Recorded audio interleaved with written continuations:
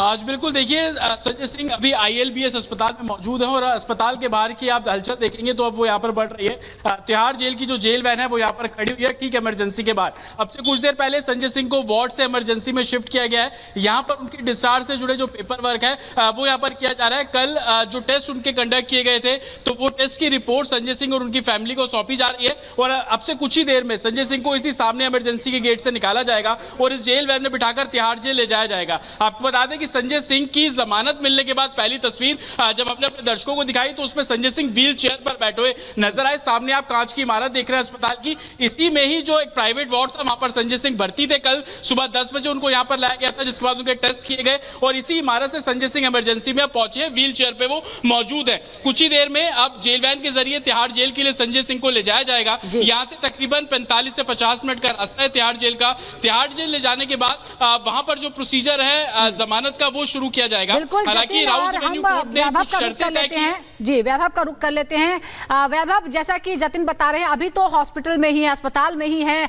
संजय सिंह, लेकिन कोर्ट ने अपनी शर्तें तय कर दी हैं, यानी अब बहुत ज्यादा समय नहीं लगेगा। क्या कोई जानकारी मिल पाई है कि कितने समय तक वहां पहुंचेंगे, उसके बाद अंदर कार्रवाई खत्म होने में, कागजी कार्रवाई खत्म होने में कितना समय लग सकता है? बिल्कुल सुजाता, इस वक्त संजय सिंह ISBL अस्पताल में मौजूद हैं।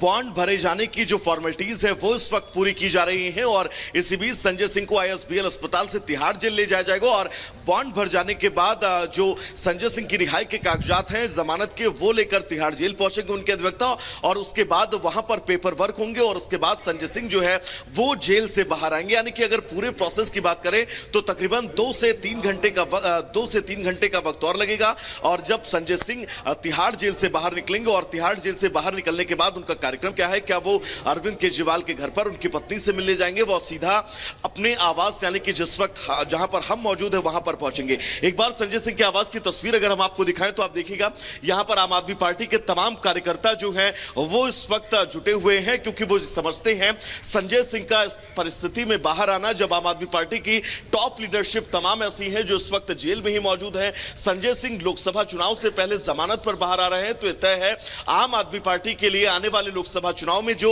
टॉप कैंपेनिंग है वो संजय सिंह करते हुए नजर आएंगे और संजय सिंह मुखर वक्ता भी आम आदमी पार्टी के जाने जाते हैं। इस तौर पर अगर संजय सिंह इस वक्त आम आदमी बाहर आ रहे हैं जमानत पर तो आम आदमी पार्टी के लिए चुनावों के लिए एक सॉलिड बूस्टर जरूर साबित होगा। लेकिन संजय सिंह के घर के बाहर जो पोस्टर लगे हैं वो भी एक बार हम अपने दर्शकों को दिखाएंगे और ये पोस्टर उनके समर्थकों की तरफ से लगवाए गए हैं जिसमें जेल के ताले टूट गए, संजय भैया छूट गए, ऐसे तमाम नारे जो हैं वो इन पोस्टर्स पे लिखे गए हैं। इन पोस्टर्स पे नारों के बीच ये तमाम कार्यकर्ता, अगर आप लोगों में से कोई बात करना चाहे तो प्लीज एक बार आइएगा। संजय सिंह बाहर आ रहे हैं, कितना आप लोग उत्साहित हो और आम आदमी पार्टी के लिए कितनी मजबूती है? ये आम आदमी पार्टी के लिए बहुत मजबूती है और हम छोटे कार्यकर्ता गोरखपुर से, उत्तर प्रदेश से दिल्ली आए, उत्तर प्रदेश से आए, मुख्यमंत्री शहर से गोरखपुर से आए हैं और संजय भैया को बधाई देने के लिए हम लोग आए। कल जैसे हम लोग को पता चला हम लोग तुरंत ट्रेन पकड़ के भैया से मिलने आए और हमारे लिए बहुत मजबूत हैं उत्तर प्रदेश के लिए और इस बार चुनाव उत्तर प्रदेश का कुछ बहुत ही अलग ढंग से देखेगा तो संजय भैया हम लोग के साथ हैं। तो यानी कि कार्यकर्ताओं में उत्साह, वैभव यहाँ पर सीधे तौर पर देखा जा रहा है। संजय सिंह के आवास पर पोस्टर्स भी चस्पा कर दिए गए हैं उनके स्वागत के लिए और कहीं ना कहीं निश्चित तौर पर आम आदमी पार्टी के लिए थोड़ी राहत जरूर है लोकसभा चुनाव से पहले। लौटेंगे आपके पास, लेकिन इस बीच एक बड़ी अपडेट ये भी बता दें कि आपने नोटिस भेज दिया है। जी हाँ, वो आतिशी जो ये कहती नजर आ रही थी जब अरविंद केजरीवाल की बात सामने आती है कि उन्होंने आतिशी का नाम लिया है, ईडी ये दावा करती है कोर्ट में, उसके बाद आतिशी 24 घंटे बाद अपनी चुप्पी तोड़ती हैं और आरोप लगाती हैं कि बीजेपी की तरफ से उनके करीबी के थ्रू उन तक ऑफर आया है बीजेपी में शामिल होने का। अब इसको लेकर बीजेपी ने कानूनी नोटिस भेज दिया है आतिशी को।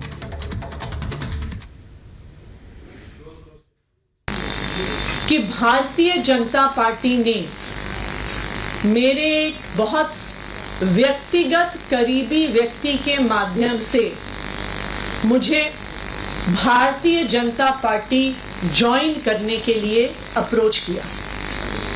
मुझे ये कहा गया कि या तो मैं भारतीय जनता पार्टी ज्वाइन कर लूं, अपना पॉलिटिकल करियर बचा लूं, अपना पॉलिटिकल करियर बढ़ा लूं, और अगर भारतीय जनता पार्टी नहीं ज्वाइन करी तो आने वाले 1 महीने में ईडी द्वारा मुझे गिरफ्तार कर लिया जाएगा। ये एक मेरे बहुत करीबी व्यक्ति के माध्यम से मुझे बताया गया। नहीं देंगे, इसलिए उनको लीगल कार्रवाई के लिए हमने नोटिस दिया है। और जहां तक जब तक वो तथ्य नहीं रखती नहीं तो इस पर जो कानूनी कार्रवाई चलेगी, लेकिन इनको भागने नहीं देंगे, इनको जवाब देना पड़ेगा।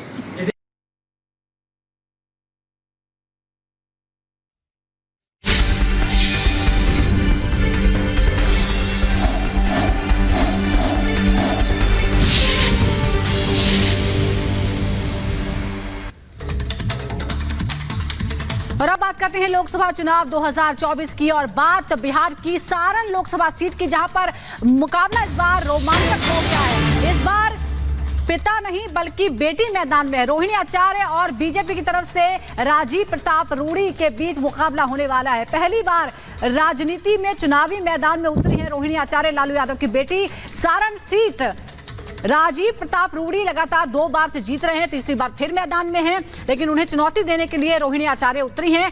क्या रोहिणी आचार्य अपने पिता की विरासत को यहां पर आगे बढ़ाने का काम कर पाएंगे, देखना होगा। रूडी जी, पहले तो लालू यादव से लड़े आप, राबड़ी देवी से लड़े, अब सिंगापुर से उनकी बेटी आई हैं जो कि सोशल मीडिया पे काफ़ी एक्टिव रहती है। बहुत अच्छा। और बेटी चाहे किसी की हो, उस पर मैं बिल्कुल कोई टिप्पणी नहीं करना चाहूँ। इनफैक्ट मुझे इस बात का अफसोस है कि जब एक तो मुझे पता नहीं है कि वो कैंडिडेट है कि नहीं है, आप लोगों से सुनने में आ रहा है, सुने हैं कि घूम रही हैं। बेटी तो किसी की भी बहुत प्यारी होती है, इसलिए उसके बारे में अगर मुझे इस उम्र में कहिएगा टिप्पणी करने के लिए तो मुझसे नहीं होगा। और मुझे इस बात का भी अफसोस है कि अगर उनके खिलाफ अगर कोई अभद्र टिप्पणी कहीं होता तो मुझे भी बहुत दुख होगा, लेकिन उससे ज़्यादा दुख उस पिता को होना चाहिए जिन्होंने उनको इस परिस्थिति में लाके खड़ा कर दिया है। और ये ठीक नहीं लग रहा है मुझे, लेकिन चुनावी राजनीति है और वो चुनाव लड़े, विपक्ष में कोई ना कोई तो खड़ा ही होगा। और मुझे ऐसा लगता है कि अगर इतना ही प्यार था, सचमुच प्यार होना भी चाहिए, तो राज्यसभा का सीट 90 विधायक हैं तो देना चाहिए। उसने बेटी ने अगर त्याग किया और बेटी का प्यार है तो करना चाहिए, लेकिन इस रास्ते से प्यार जताना कहाँ तक उचित है लोग ही तय करेंगे। लालू जी ने किस परिस्थिति में लाकर रोहिणी को खड़ा कर, मुझे नहीं पता है, लेकिन मैं ये बात ज़रूर जानता हूँ कि हम पॉलिटिशियन या हम भी एक पॉलिटिकल व्यक्ति हैं, और किसी राजनीतिक पार्टी में कैंडिडेट्स का इतना अभाव हो, राष्ट्रीय जनता दल में इतना अभाव हो कि एक स्थान पर अपनी बड़ी बेटी को लड़ाते हैं, फिर अपने बड़े बेटे को लड़ाते हैं, फिर अपने छोटे बेटे को लड़ाते हैं, उसको एमएलए बनाते हैं, उसको उप मुख्यमंत्री बनाते हैं, बेटी को मेंबर ऑफ पार्लियामेंट बनाते हैं राज्यसभा का, फिर उसे लोकसभा भी लड़ाते हैं, फिर दूसरी बेटी को भी लोकसभा लड़ाते हैं, खुद भी चुनाव लड़ते हैं। तो आखिर ये क्या है, और क्या देश के लोग या उनके समाज के लोग ही या उनके पार्टी के लोग इसे स्वीकार करेंगे कि नहीं, ये एक बड़ा सवाल